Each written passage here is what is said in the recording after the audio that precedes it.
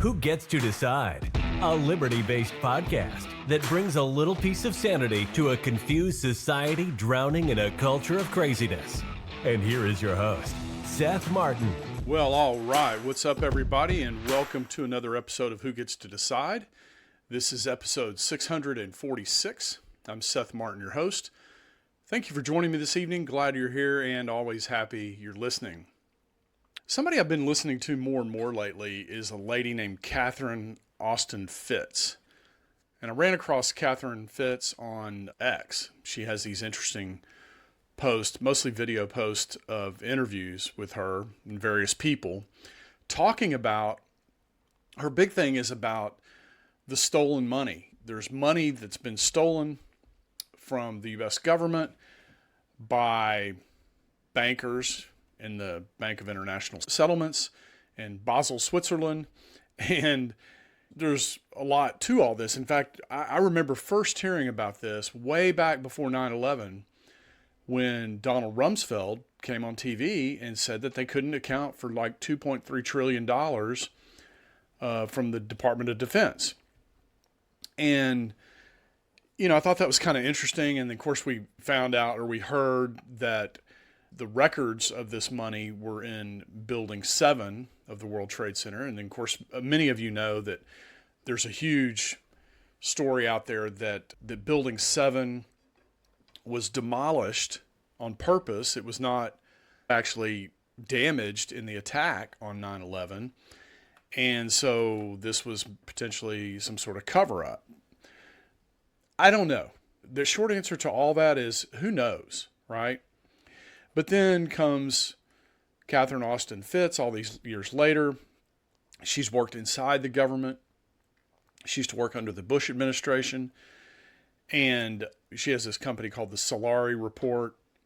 And she's bringing all this back up. And she's tying a nice big bow on it around what does it mean? What's it all about? What's it for? And I just thought it would be interesting to expose the audience to this. I don't really know how deep this rabbit hole goes. I don't really know that much about it. I think it's plausible, right? I mean, when you have the central bank's central bank, which is the Bank of International Settlements, and then you have all these central banks underneath it, and everything that kind of rolls up to the Bank of International Settlements is basically secret. I mean, anything is possible, right? But I thought her story was interesting. She kind of ties it in with the control grid, and all this hidden money is being used to build underground bases, and they estimate there's around 170 of these around the world. And, you could envision where it would take something like $20 trillion in 10 years to build, 170 underground bases around the world, even under the ocean.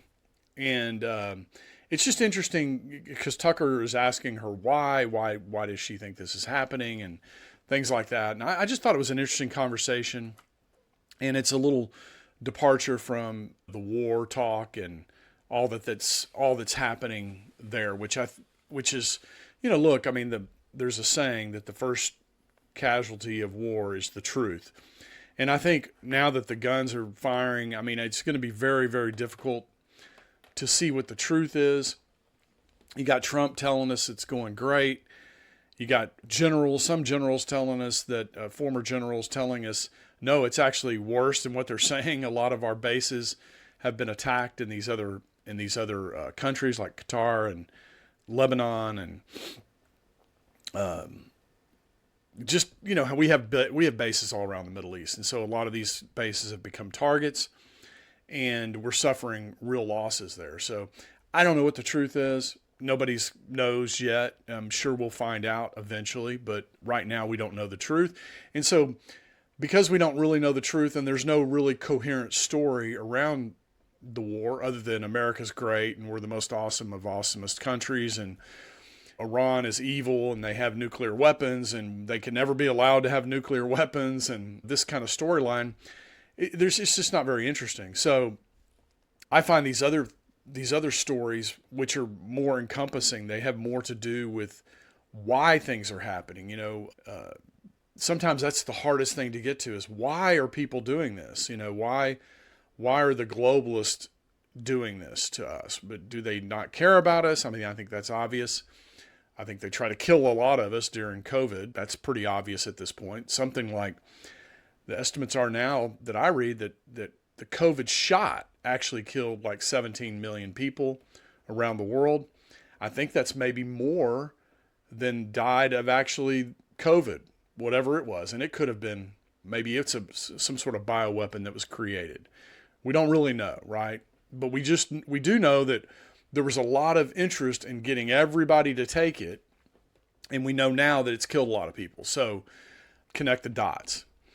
But today I wanted to talk about Catherine Austin Fitz. I want to talk about this conversation she's having with Tucker.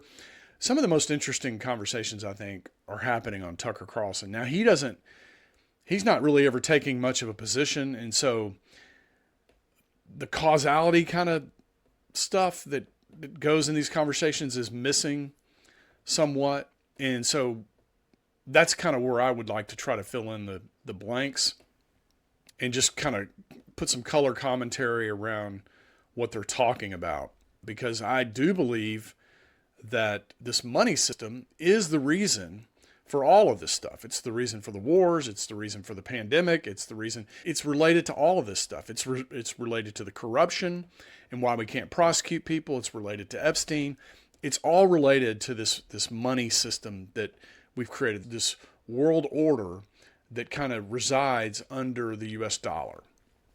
And, look, ultimately we're going to have to get rid of it because it's antithetical to liberty, to prosperity, to the American way. And whether you like it or not, there's 300 million people, 350 million people living in America, a huge number of which believe in the story they all told us, in 8th grade history.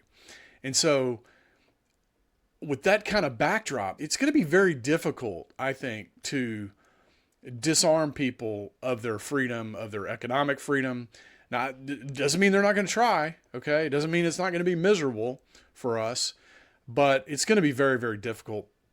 And Catherine Fitz, she kind of touches on that a little bit, but I want to introduce you to the idea of control. We talked about this with the Whitney Webb interview, who I think is also another fantastic person on this subject.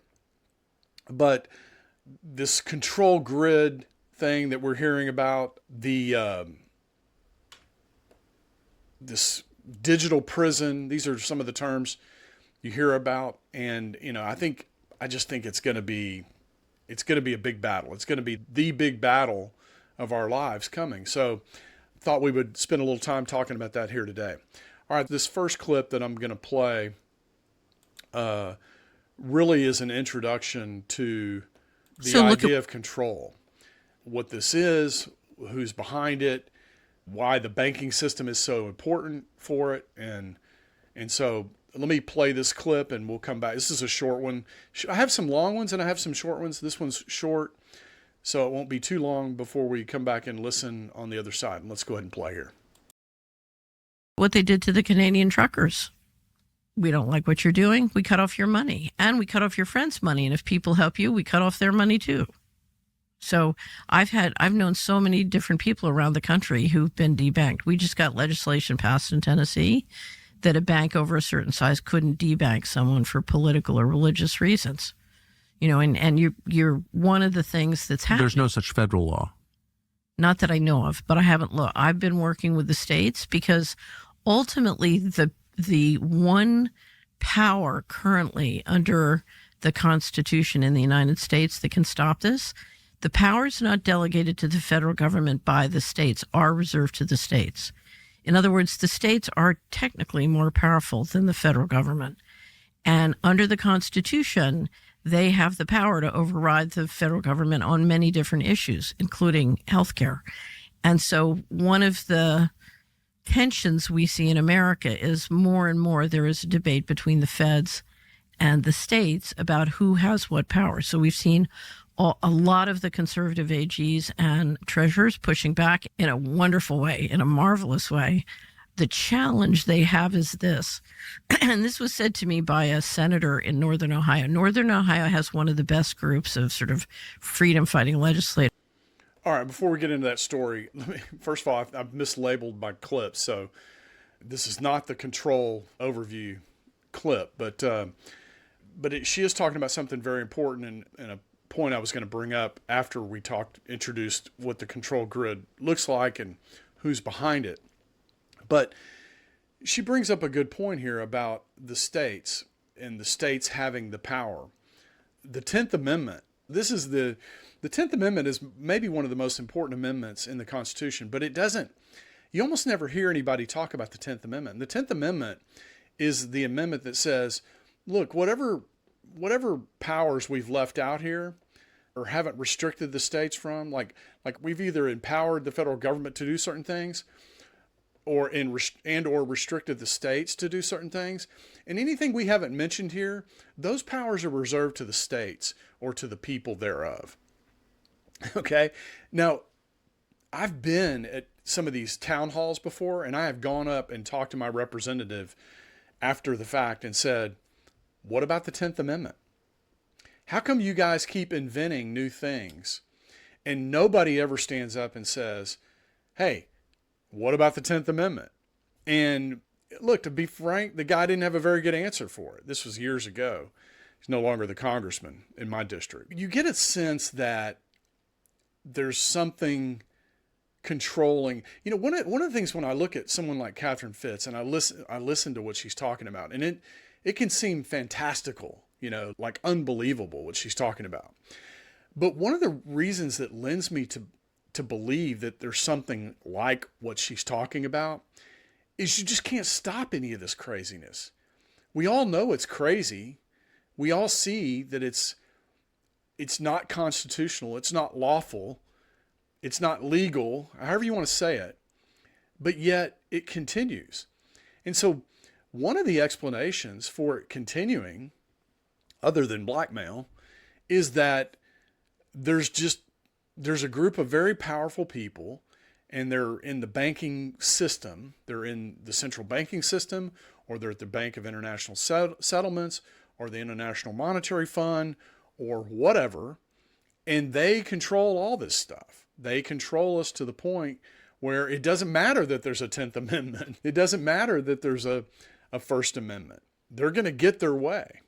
And so a lot of what she says really kind of fits into the puzzle. Really, it's like a missing piece to the puzzle. So I have a tendency to kind of put a lot of integrity into what Catherine Fitz is saying and what she's going to be saying on this program today as we introduce you to these topics. All right, now she's going to tell a story, and I'm going to follow up with that story too. I'm going to follow up the interpretation or the coloring of this story as to why this is a big problem, and I'm going to tie it into taxes and things like that. But let's let her tell the story. In the country, and as you probably know, because Montana, it's very beautiful. And you talk about Montana? Idaho. Okay. So, but it's right, it's right next to Montana. So one of the Idaho senators said to me, he said, my problem, every time I fight to implement the Constitution, he said, what I learn is every year we send $1 to Washington, and every year Washington sends back $1.19. And when I say I want to implement the Constitution, my constituents say to me, I'd rather have the 19 cents. Yeah. So what we've been watching literally since World War II is the federal government and a very largesse, both monetary and fiscal policy, buying people out of the Constitution and buying the whole the federal government is right now operating so far outside the law. It's, you know how unbelievable it is. So that's the challenge before us. If we want to be free, we're going to have to decide we're not going to let ourselves be, it's like being sort of walked into the slaughterhouse. We're not going to walk into the slaughterhouse. And all right. Yes, that's right. Because we think money is prosperity or money is wealth or fiat money, the kind of money that government issues is wealth. We've allowed ourselves to be bought off. But this is like it's kind of like taking heroin, okay? And I've never taken heroin, just for the record. But my understanding of taking heroin is it makes you feel really good. And then after it wears off, your body metabolizes it, you feel really bad. Well, that's like this patronage system that we have, this money system. We're buying people off, because the government's buying people off. Why? How is the government? I mean, just listen to what she said. I'd rather have the 19 cents. That's because you don't understand what real money is. And so to me, this is a core part of the problem in America is people don't understand what real money is. They think little green pieces of paper that the government just runs off the printing press is money. No, that's not money. That's fiat. That's at will pieces of paper that they use to buy you off. And it is in effect like a way of leading the sheep to the slaughter. Okay. These people are leading us to ruin. Okay. And it's our own lack of knowledge about the value of our own productivity, the value of our money. It gets down to the very core of what is money. Money is one side of every single transaction. But money, in and of itself, if money didn't buy anything, if it wasn't useful and couldn't buy anything, it wouldn't be a tool for us to survive. The only reason we accept money, I think, from the government, I mean, there's a lot of reasons, but maybe one of them is because we know that we have the dollar reserve standard. In other countries where they don't have the reserve currency, they're less interested in this kind of deal. Hey, take away my freedom and I'll give you take away my freedom and I'll give you 19 cents out of 100. Out of 119, I'll give you 19 cents. And this is just a bad deal. But we're complicit. I mean, we're on the other, in a sense, it's voluntary because we're voluntarily allowing ourselves to be manipulated like this. And ultimately it's going to end badly. And all these people that think that they're winning as a result of this are actually going to be losing. All right. Hopefully I can get back on track with these clips. I don't know, but this next one is for it defines she talks about the Bank of International Settlements. What is it? Where's it located? What does it do? That kind of thing. And it's kind of like what you would think, but there's some interesting things here that she mentions about it. The BIS is the Bank of International Settlements, and it's the central bank of central banks. Where is that located? It's in Basel, Switzerland, and it has 63 of the most powerful central banks as its members, and the New York Fed and the Fed are both shareholders. They became shareholders in 1994. In one sentence, what's the purpose of the Bank of International Settlements? Okay, so there are two things you need to know about the Bank of International Settlements. I'm not sure my brain's big enough for this, but keep going. It is. Okay. It has sovereign immunity. What does that mean? It's above the law. It's its own country. Right. It's its own country. It has its own police force. And essentially, other than one of its staff being in a car accident or, minor things, no one has the legal authority to move against it. Okay. It has sovereign immunity. That's number one. Number two, it can move money and hold it on its balance sheet and manage money secretly. So if I want to, I'm grossly oversimplifying, if I want to steal $21 trillion from the U.S. government and park it on the balance sheet of the BIS, it can move it anywhere in the world and it can keep it on its balance sheet secretly. Why would there be an organization? First of all, where does its power? Who empowered it to have sovereign immunity and the right? It was created after World War I and collected its powers and got going in the 30s. And it was created in theory to manage the reparations of the German government. But if you read the real history, it was because the Bank of England and the central bankers wanted an entity that had sovereign immunity. They wanted to be able to move money secretly. So, for example, if you look at what happened during World War II and all the money that was moving back and forth between the Germans and Americans, Dulles was over in Switzerland helping to manage all these transfers back and forth. So there's a wonderful book called The Tower of Basel by a wonderful Hungarian journalist where he documents and describes the whole history of the Bank of International Settlements. And if you want to understand power in this world, understanding how the Bank of International Settlements and the plumbing of the central banking system works is very, very important. All right. Yes. Now, I agree. And the problem with all this stuff really is that it's very, very boring. When you're reading about the Bank of International Settlements and how it's structured and who owns it, and maybe it doesn't even disclose who owns it. That's the way a lot of these banking things work. Is maybe Japan has a central bank and Europe has a central bank, and maybe those are owned by sovereign governments. But then when you go up high enough to like the Bank of International Settlements, you'll find that it's owned by generational wealth families, the Rothschilds and I forgot the Italian company, the Italian name, Mancini or something like that. There's all these families, these generational wealth families that you've never heard of, by the way.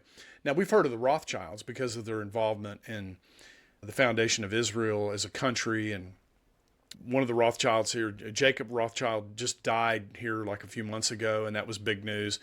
And of course, they have a very bad reputation of meddling in the finances of the world. And they never seem to be on the losing side of things, right? They're always winning. They're like Trump, always winning.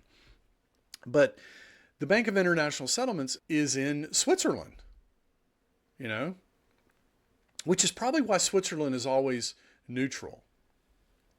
There's probably something to that, the fact that they're always neutral. It's because they have all the money. Why do they want to get in a fight, with anybody? They got all the money. Just hang on to the money.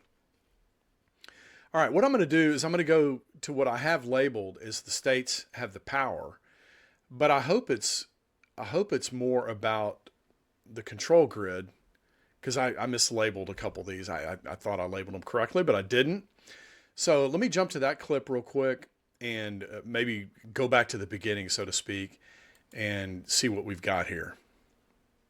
It's absolutely happening. And what's important to understand, it's been happening for a long time. In other words, this is like an invisible corral that they've been building around you for a long, long time. Because how do a few sneak up on the many? Well, you have to do it very quietly and visibly before you throw the trap. Smart. So essentially what they're building, because it's converting a currency system into a control system. So it's really the end of currency. And what they're doing is they've been building the different digital pieces. And when it integrates and comes together, then you literally have a digital concentration camp. It's complete and utter control. Otherwise known as the world. Here's the thing to understand. You and I grew up in a world where there was mass media, where you were pitching stories. So you had 57 varieties of ice cream and you're pitching them to 57 different niches, but you're still pitching to mass audiences. What we're talking about is a system where you can surveil, control, and influence one person at a time. And with AI and software, each person can have their custom surveillance, influence, nudging, and control system. And punishment. Yes. Okay. Yeah. It seems like the further we move through history, technology, I remember thinking this when the internet came out. The promise of the internet was it's going to be the great equalizer. It's going to give power back to the individual and take it away from the state. What tends to happen is the states, it takes them a while to figure out how they're going to take advantage of it. But then they take advantage of it and they use it as a tool against you. It's the same thing with the money. We used to be on gold and silver, and then the banks started to loan out more money than there was actually gold and silver. And so they effectively broke the metal system. Okay.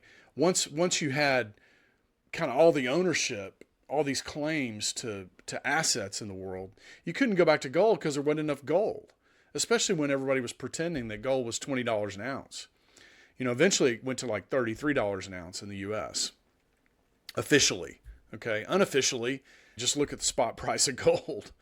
But it seems like every time we make a move, like we're on gold, and that was freedom. Okay.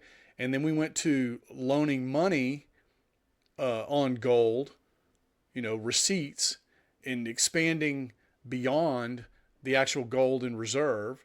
And then when that played out, then we just went off gold altogether and just have a money system based on trust. I trust you not to print so much that you enrich yourselves and destroy the rest of us.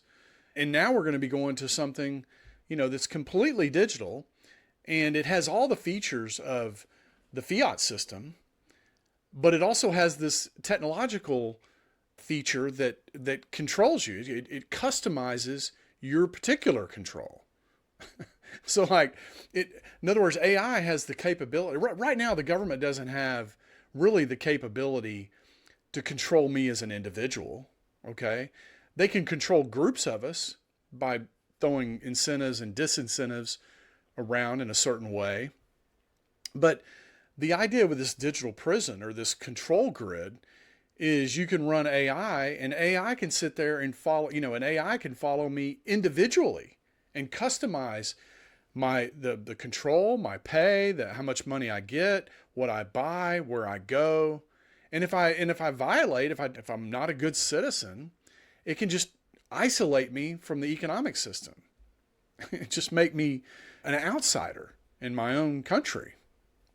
And this is of course terrifying, but this seems to be what a lot of these people have been trying to work on with this AI. Now, I know we're talking about AI is going to replace jobs and all that. I mean, it may replace some. In fact, it's already replaced some, but it's not going to replace every job. Its main job, unless you're a police officer, okay, it's mainly going to replace intelligence officers and people like that. Those people are going to have to find something to do or do slightly different job than what they normally do, because essentially all these cameras, all this technology that we use is going to surveil us directly with us volunteering to do it. In other words, when you check that button, that terms of service button on your iPhone, it'll if you read in there, it'll say we can do this and that to you. We can track this and we can track that.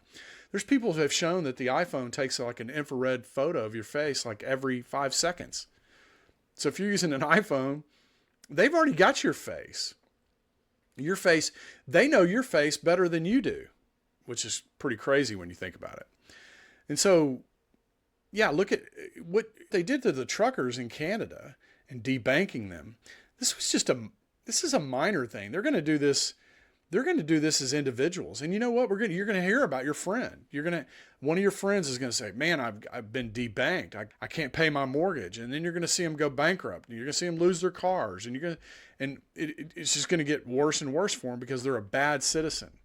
And we're going to each have stories like that. We're going to actually know people in the economy that have lost connection with the rest of the world in every way that's meaningful and from a technological standpoint. So this is a very scary thing. I hope it doesn't happen. She's going to talk in here somewhere about how, ultimately people will have to, culturally, in large numbers, people are going to have to say no to this. I mean, one person in the wilderness saying no to this is not going to be enough. I mean, we're going to have massive numbers of people saying no to this in order to stop it.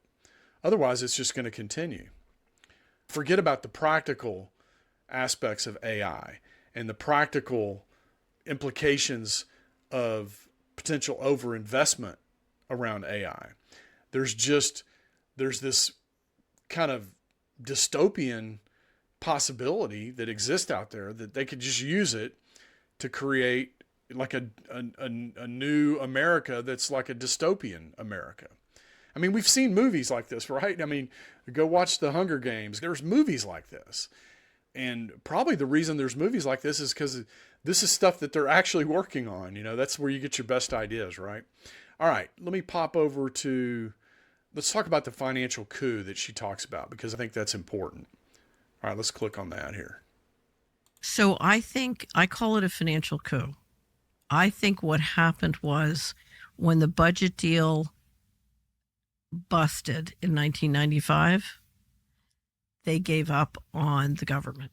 They just said this form of government will not work as a governance structure to manage the dollar system. They're right about that. And, they just felt it was impossible. If you're a risk manager, you got to turn the aircraft carrier before you hit the iceberg. And that could be 20 years before. Do you know what I mean? And they just felt that the system wasn't working, and it required, to get consensus, you just had to dumb people down and buy them off, and it just wasn't working. So I think they decided, okay, we're going to re-engineer government on the just do it method. And the first thing we're going to do is we're going to pull all the money out. We're going to put the government in a debt trap, and then we'll squeeze it and shift to the control model. And it was a financial coup, and it started in fiscal 1998. So it started literally October 1st, 1997. By 2015, they had 21. We had reports in their financials of 21 trillion of undocumentable adjustments. From a cash standpoint, it could be 50 trillion or 10 trillion. There's no way to tell unless you can get access to the bank records. And then what happened was Dr. Mark Skidmore of Michigan State University and I published a study, sort of a survey we had done thanks to him and his students, that announced that we were up to the 21 trillion. At that point, then the next step that happened, remember the Kavanaugh hearings? Very well. Okay.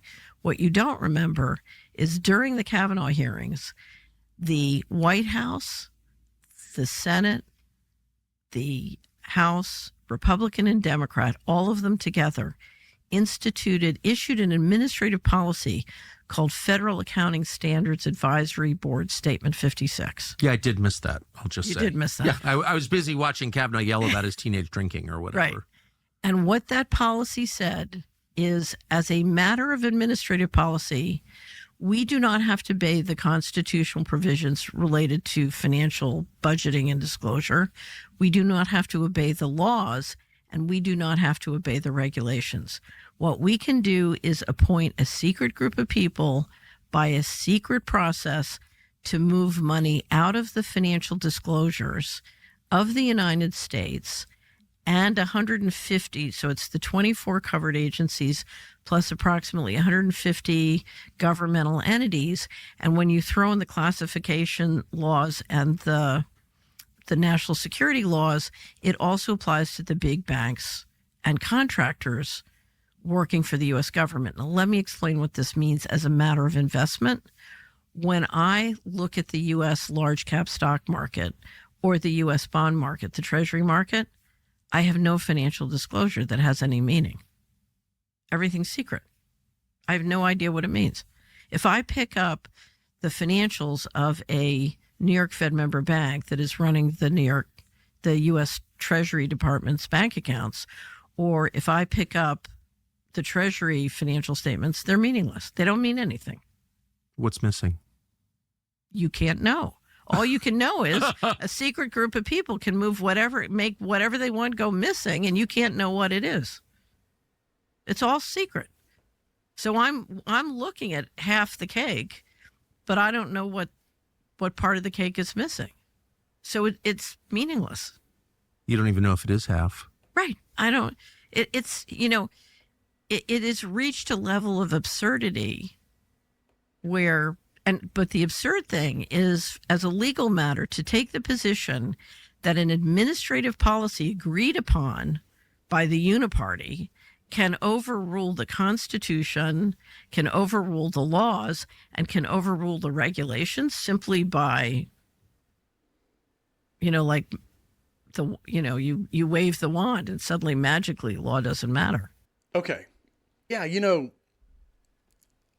again, this kind of goes back to the 8th grade history or whatever we learned in school. We're a nation of laws, Not exactly. What we have is we don't have actually 3 branches of government. We have 4.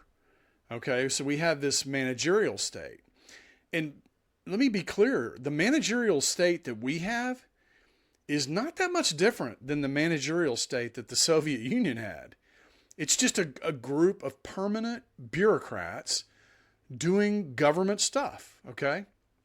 And this particular group of bureaucrats that she's talking about, what they did is they created a board, okay? A board of individuals that was, first of all, they said, as an administrative matter, Okay, so there's not a law. There was no act of Congress here. They just administratively agreed, the Republicans and the Democrats agreed that there would be a board, and on this board would be a group of people that would decide how much money they could siphon away from the American system. And she told you like what those areas were. You have the government agencies, you have the 150 or so, whatever I forgot what she called them, not agencies, but like a sub category of those agencies. And then you have all the publicly traded corporations. And essentially what happens is this board gets to decide. So let's just take the government part of it, okay? Let's say that HUD appropriates $150 billion to do its programs, whatever its programs are, okay? Well, this board can go in and say, well, we're going to take 10% of that. We're going to take $15 billion, and it's going to go into this slush fund over here for what we want to spend it on. What? I mean, does that sound like representative government to you? That is unbelievable. And this is just unknown. Like, this is just not known to anybody. I don't know a single person talking about this. And she's talking about an administrative policy, which presumably you can go look up and verify that policy actually exists. But notice when they did it during all the noise during the Kavanaugh hearings. Remember all that? He allegedly raped this woman at a party where everybody was drinking beer out of the keg and all this kind of stuff. We found out later she completely lied, and nothing happened to her. I mean, she lied in front of Congress, or in front of at least the committee, Judiciary Committee. Nothing happened to her. But while all this noise was going on, they created this board to siphon money off of everything, literally everything, and make it legal. I mean, it's just unbelievable to me. I mean, that is definitely a financial coup if I've ever heard one. All right. Now, the question is why? Okay, so why did they create this? And she has a theory, and she's going to share it with us. And you're going to hear about underground bases. You're going to hear about extinction level events, things like this. So space, she talks a lot about space. Why is the government more interested in space now than they were back in the 60s? Back in the 60s, it was all about developing rockets to deliver weapons. Today, it's all about satellite technology that you need to control everybody. You basically need a huge network of satellites that are constantly processing data and tracking people and going through their financial statements and connecting the dots to see what they're up to. And all this, you need space, you need satellites to do that. So let's listen to her talk about these underground bases, because it's also very fascinating. Pole shift, magnetic pole shift, is one of the theories of what causes these events. But there is a history of near extinction events. And one of the things that I've looked at, because I'm trying to figure out, between fiscal 1998 and fiscal 2015, there were 21 trillion of undocumentable adjustments in the U.S. government. If you go to our website, missingmoney.solera.com, we have years and years of documentation, including the government financials that show this.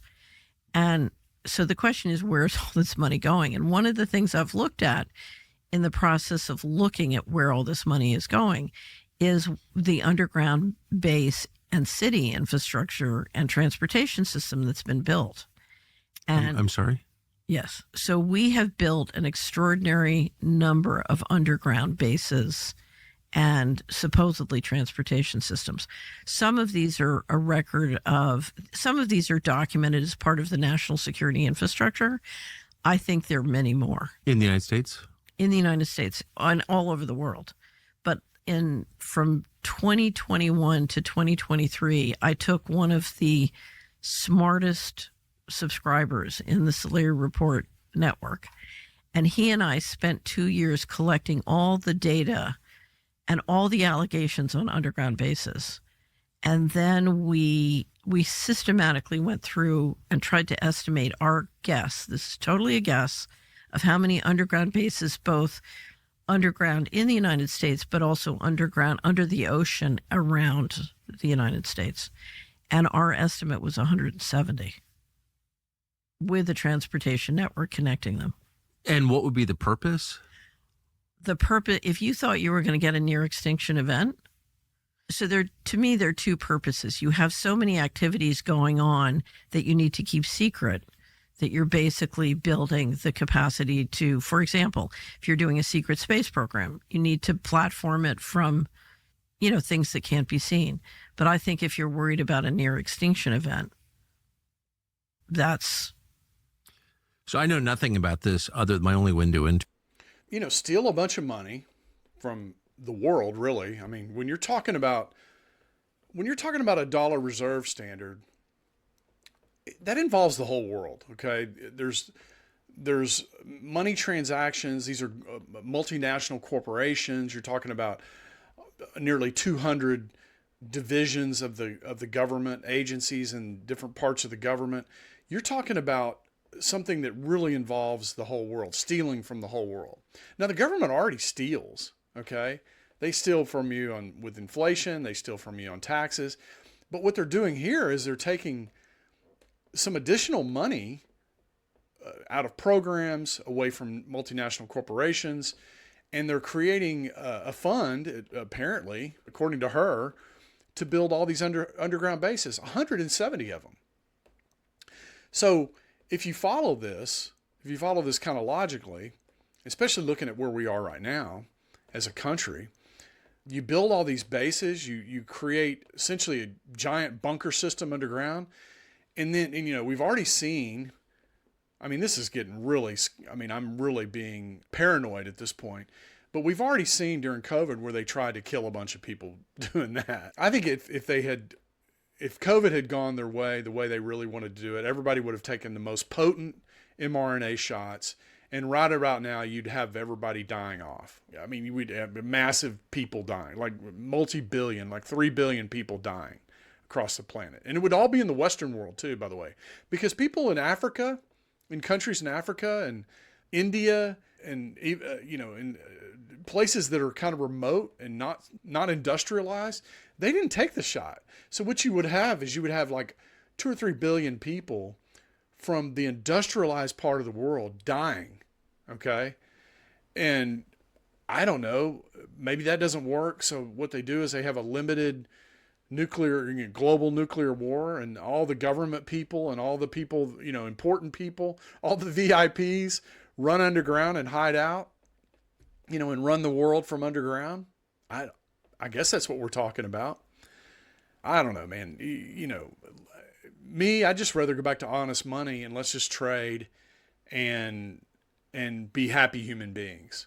That's kind of what I see. I don't see the point of having these governments do all this crazy stuff. And the only way to limit them, is not to have the US dollar reserve currency. The way to limit them is to have gold, okay? Or something like that.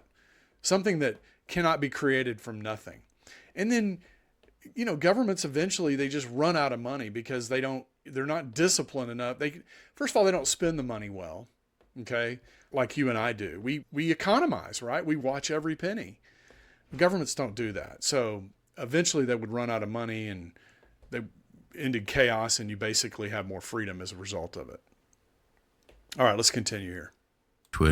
I knew a contractor who worked on one in Washington, in the city of Washington, D.C. Right. And I remember him telling me about a power box, like a transformer box on Constitution Avenue, that he told me, because he worked on it personally, was actually the exit, the egress from the White House.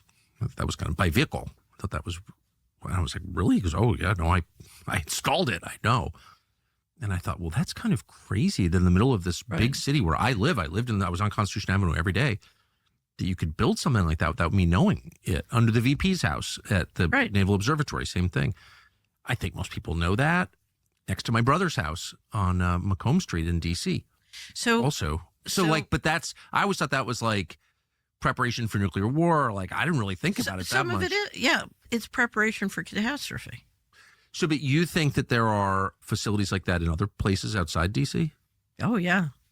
So if you're interested, we have a great interview. I did an interview of Richard Dolan on Underground Bases on the Solari Report, and it's sort of an introduction to the topic, and it's based on a lot of the research of a guy named Richard Sauter, who is very hard to interview. So Richard kind of went through all the material.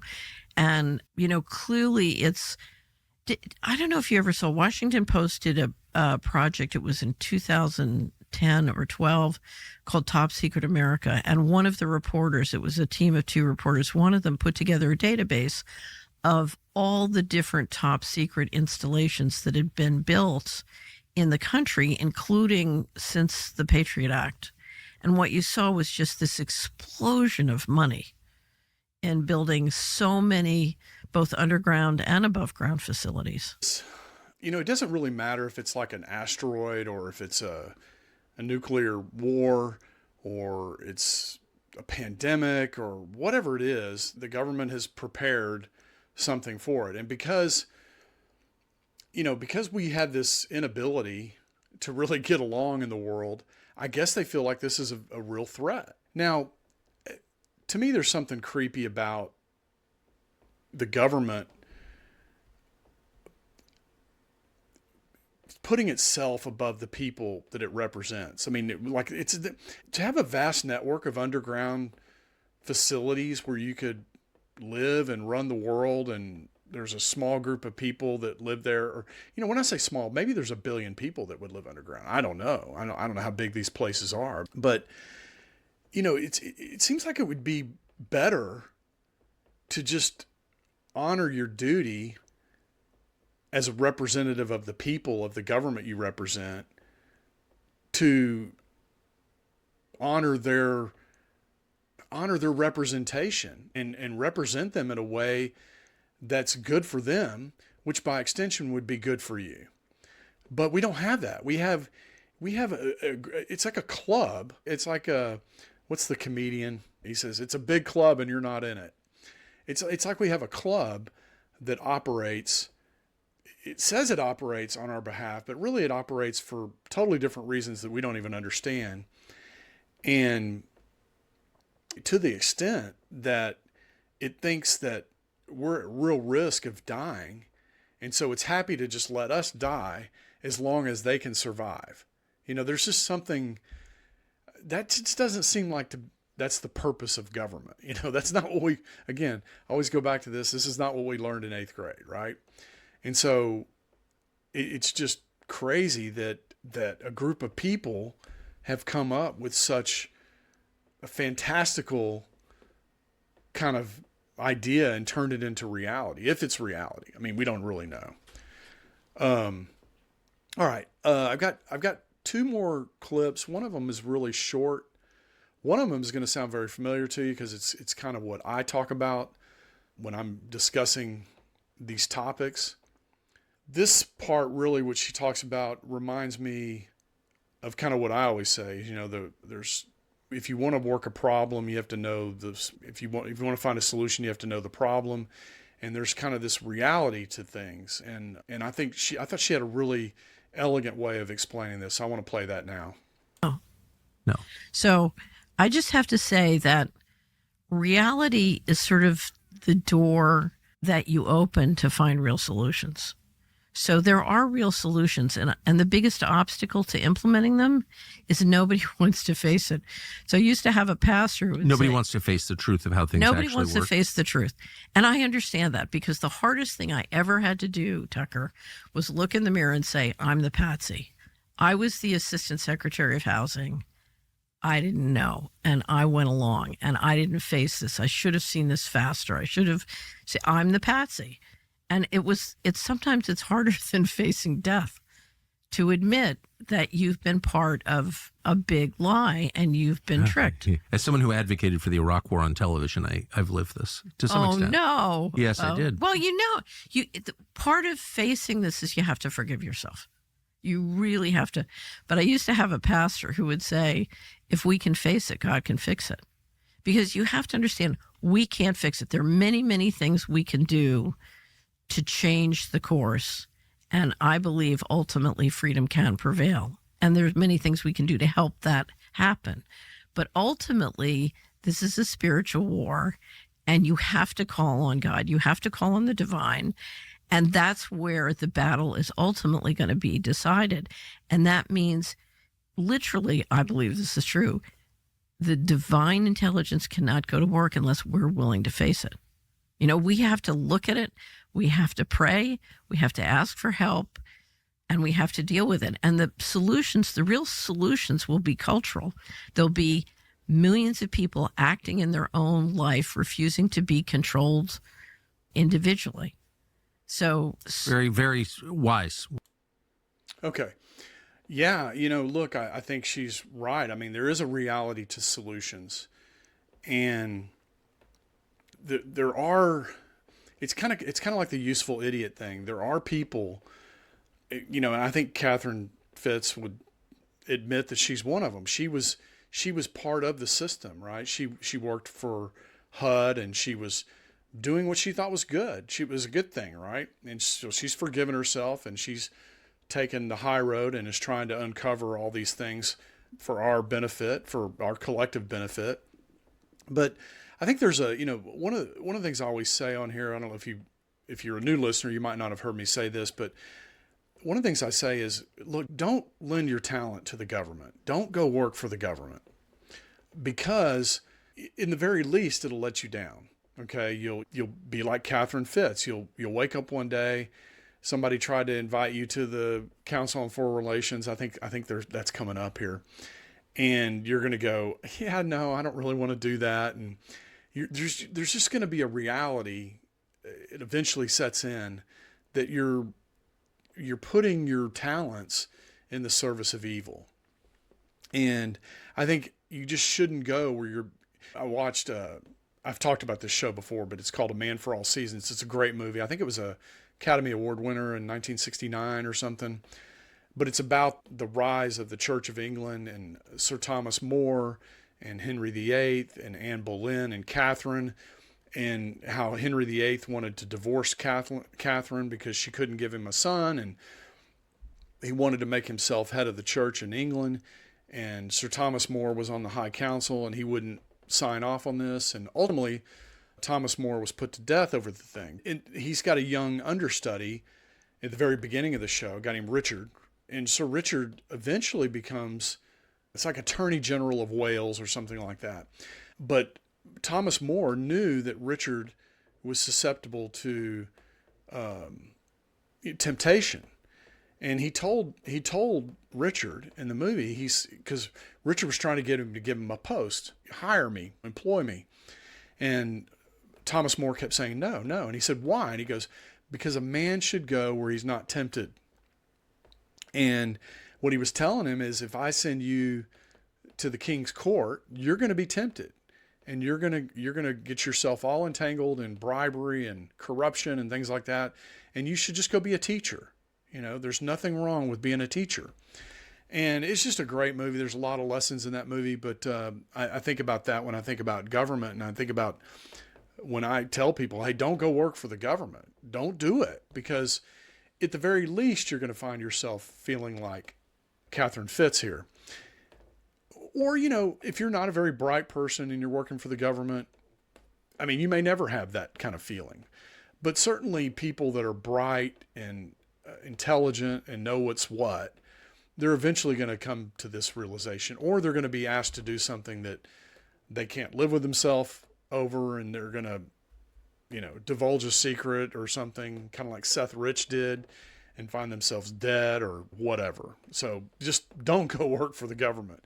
In fact, if we all did that, if we all just said, you know what, I think the government's evil and I'm not going to go work for it, well, then there would be nobody to employ. You know, they wouldn't be able to hire anybody.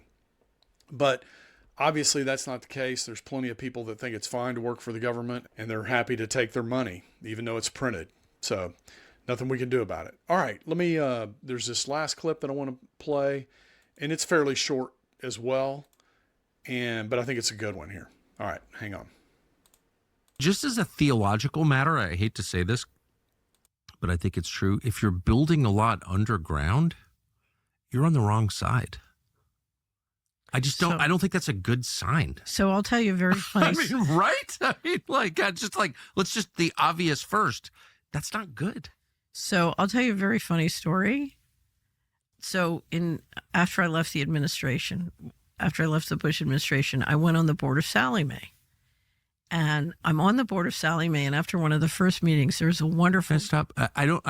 You've been talking about underground bases and colonizing space, and you clearly seem totally sane, but I'm sure some people are like, well, she's obviously crazy. I should have set the stage at the beginning with your biography, like you're as mainstream. You're on the board of Sallie Mae. Sallie Mae, you're a partner at Dillon Read. It's like, you're not just like on the internet. I'm sorry. I just want to say that. I just want to say that. This is like a former high-level federal official who's on the board of Sallie Mae and a partner at Dillon Read. Okay. Just want to say that out loud. Okay. So I'm on the board, and there was a lovely chairman, a really lovely guy. And he comes up, he says, can I talk to you after the meeting? And I said, sure. And he pulls out this big glossy brochure for the Council on Foreign Relations. And he said, the time has come for you to join. And he said, we want you to ask Nick Brady to sponsor you. And I said to him, Sam, I just don't want to do this. I really don't want to do this. And he looked shocked and he said, you don't understand. If you don't do this, you're out forever. And just at that moment, it's these moments when things come to you. I saw in my mind, I'm very pictorial, I saw in my mind a locker in the underground base, and they were taking my name off of the locker. And I thought, if it comes to that, I'll take my chances upstairs with the hoi polloi. Yeah, me too. And I said, but it's at the deepest root, it's a spiritual and cultural question. I totally agree. Who's cowering underground, like in the dark places? No. Okay, yeah. So it's kind of along the same lines of what I was just talking about. We've talked about the Council on Foreign Relations here. These are where the elites are. Okay, the elites that sit around and they talk about policy and what's going to happen. I'll never forget there was a I can't remember, it was about 9/11 or it was some conspiracy theory type movie or documentary. And there was a guy that he befriended, this great grandson of John D. Rockefeller, who was on the Council on Foreign Relations. And they were out having drinks. He's telling this story. We were out having drinks one night, and he starts talking to me about how these planes are going to fly into buildings, and it's going to be terrorism, and we're going to be at war with all these Arabs and all this stuff. And this is before it happened, okay? Before it happened. And, of course, the Rockefeller guy's on the CFR. He's on the Council on Foreign Relations. And so there are people that know things, okay, that are in the club that you're not in, right? And I think this says a lot about her character, that she said, I just don't want to do that, I don't want to be in your club. Thanks, but no thanks. And of course you'll never be able to get in if you don't get in now, kind of thing. And she's like, yeah, I'm not too worried about that. And that's the way I feel, and I don't know. I've never had anybody ask me to join the Council on Foreign Relations, so I don't know if I could officially say that I would definitely decline, but I feel pretty confident that I would decline. And to me, this is, I don't know, there's something about, there's some people that you just cannot control. Okay. There's some people, and I don't know what it is, or they're so against the mainstream that you're never going to be able to get them to come to the dark side. It's kind of like Star Wars, right? There were people susceptible to the dark side, and there were people that just were never going to go. Luke and Leia were never going to go to the dark side. That just wasn't going to happen. And I think that's the way the world is. I think some people, they haven't thought enough about some of these things, and they're just chasing the money, they're chasing the better life, the shiny new thing. And I'm not saying I'm not saying you shouldn't do that. I'm just saying that you need to make sure, if you are going to do that, that it's aligned with something good, something real. What do I mean by real? I mean, like, we've talked about how if this government largesse all ended tomorrow, which jobs would still be around? I mean, there's a whole bunch of contractor jobs and government jobs, and how connected are you to that? How connected is your income to that? And if it's pretty connected, you might start looking at a career change, Certainly if you're on the dole, you need to go out and find a job, start learning some skills and things like that. So there's like a reality to these situations, and not everybody can see it. And I'm not saying I have special vision or anything like that, but I've just read some of the right books and listened to some of the right people, and I feel like the way they view things is the correct way to view things. There's always a correct way and an incorrect way to view any particular argument. And it all has to do with, are the arguments rooted in, principle, and are they foundational, or are they kind of fleeting and surrounded with fallacy, And I don't know. I just always felt like that I probably couldn't be with that level of corruption and sleep at night and feel good about, what I was doing and things like that. So I'm not trying to be something special or anything. I'm just saying there tends to be people that kind of just are lulled through life and they find themselves in these situations. And there's other people that go, yeah, I'm just not going to get in that situation. I'm not going to go where I'm going to be tempted. I know that that's bad over there, and I'm not going to do it. All right. With that, and I would encourage you guys to do the same thing. Don't go where you're tempted. Don't go chase money for money's sake. Do something you love. Do something you believe in. Do something that makes you happy. But don't chase money, and certainly don't chase government money. That's the worst kind. All right. With that, I'm going to wrap up. Thank you guys for coming in and listening. Appreciate it. Share the show. Come in and comment. Watch an episode of YouTube. Incidentally, 6:45, I couldn't post to YouTube because of the Netflix clips that I'd put in there. But if you missed it on YouTube, go listen to it. It's a good episode. And go watch that Netflix series on the bomb in the Cold War. It's called Turning Point, the bomb in the Cold War. Highly recommend it. All right, with that, I'm going to wrap up the show. Thanks for coming in, everybody. Talk to you soon. Peace.